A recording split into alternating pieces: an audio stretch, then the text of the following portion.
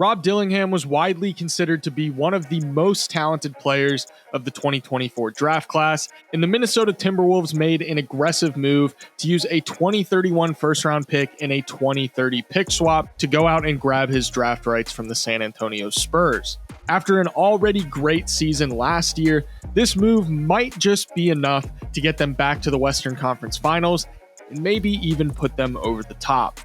This video is sponsored by Squarespace, but a little bit more about them later. Making this move to bring in Rob Dillingham directly addresses a lot of the problems that we saw the Timberwolves run into during their postseason run. Dillingham's skill set is a perfect fit to fill some of the holes that the Timberwolves have. The 6'2" guard out of Kentucky is a ridiculously fast downhill scorer. He definitely fits that mold of super athletic Kentucky guard that we've seen have success in the NBA time and time again. During his only year in college, he averaged 15.2 points and 3.9 assists per game on 59.5% true shooting on a whopping 30.3% usage rate. And he also shot 44.4% from three on 144 total attempts.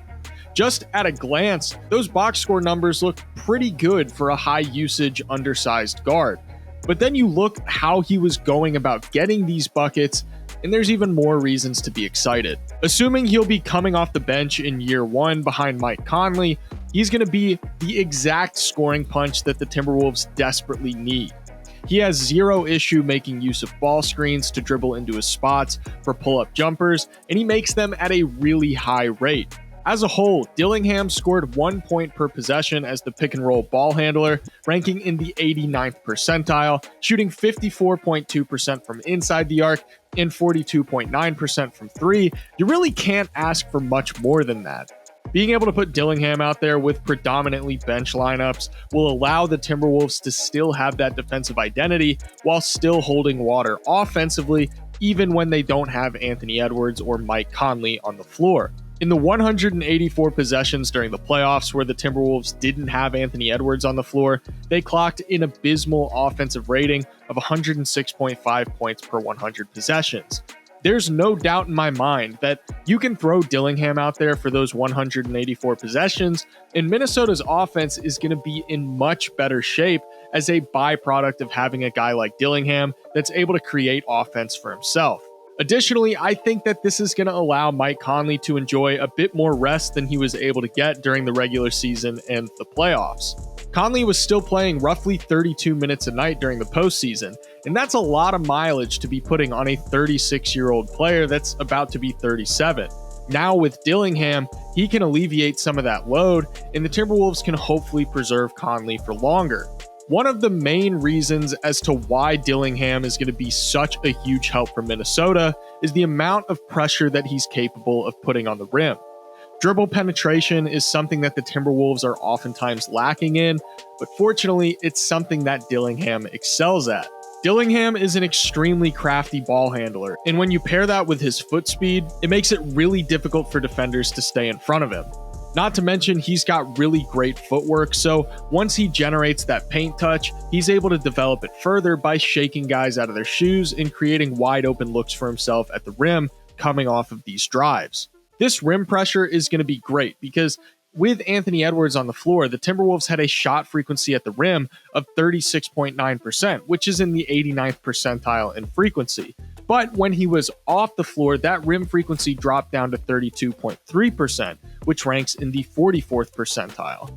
Shots at the rim are still the most valuable field goals in basketball, and the more the Timberwolves are able to get to the rim, even while Ant is on the bench, the better. Real quick, I want to take a second to tell you guys about the sponsor of today's video, Squarespace. Squarespace is the all-in-one website platform for creators to set themselves apart from the crowd online. Whether you're trying to share your work with more people or grow a brand, Squarespace makes it super simple to create an awesome website where you can engage with your audience and reach more people. I have absolutely zero web design experience, but Squarespace's simple and easy to use user interface takes out all of the frustration of building a website and turns it into into an easy and fun process. You can make a completely personalized website with their guided design system, Squarespace Blueprint. You can choose from professionally curated layout and styling options to build a unique website from the ground up, and they make it super easy to manage your search engine optimization so that you can find your audience and they can find you. Make checkout effortless for your customers with simple but powerful payment tools. Accept credit cards, PayPal, and Apple Pay, and in select countries,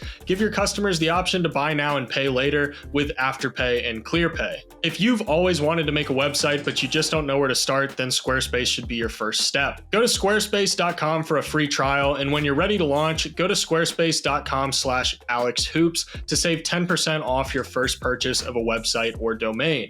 Thanks again to Squarespace for sponsoring this video. Let's get back to it. Now, while all of this scoring ability that Dillingham has showcased is great, ultimately it's not going to matter a whole lot if defenses can load up on you and throw aggressive defensive coverages at you to force you to have to make quick decisions and read defenses. The good news for Minnesota is that Dillingham displayed a ton of competency as a passer and overall playmaker during his time in college. We've already seen that he can score in the pick and roll, and he's fully capable of facilitating to his teammates when he's drawing two on the ball in the pick and roll, so it's not going to be as simple as throwing him off by sending a hedge or a blitz at him.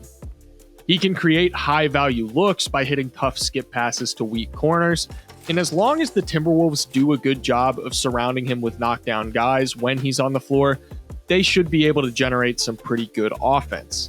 The driving ability that he's displayed makes it to where defenses are almost always going to have to rely on their backline help defense to make sure that he doesn't get a clean look at the basket, but he's capable of threading the needle through tight passing windows, and he reads defenses well when they're sending that backline help onto him.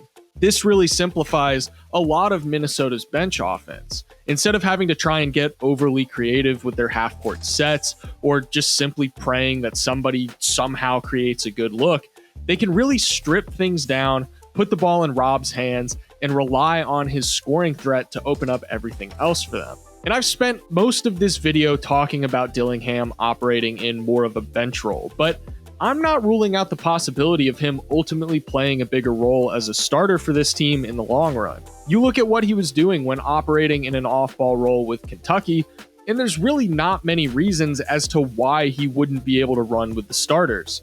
He was an excellent shooter in a spot-up role, scoring 1.3 points per possession on spot-ups last year, and that included 54.5% on spot-up threes.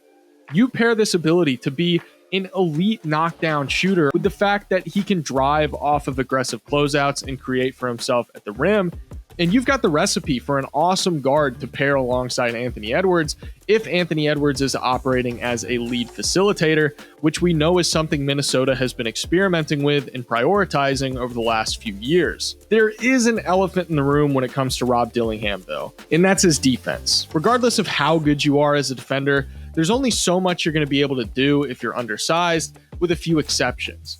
Dillingham is not a great defender, and I would argue he's not even a good defender. But when it comes to prospects like this, you've got to consider the context that they're going to be going into. Minnesota was the best defense in the NBA last year. They've got the infrastructure in place already to continue to be an elite defense.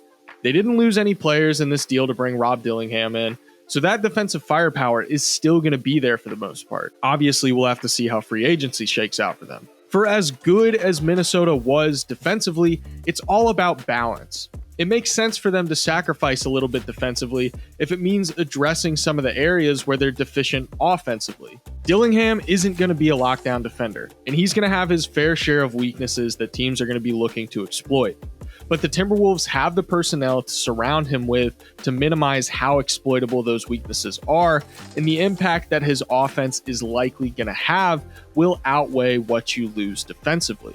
The Timberwolves are a team with a relatively high payroll right now, and they were going to have a very tough time making trades and signings through free agency with their current cap situation. The fact that they were able to bring in that shot-creating microwave scorer that they so desperately needed without having to give up any players in the process is an absolutely brilliant move, and the positive impacts from this trade should be felt in Minnesota for a very long time. Really hope you guys enjoyed this video. If you want to see more stuff like this, be sure to subscribe, leave a like. It seriously helps me out so much. Thank you guys for watching, and I'll see you in the next one.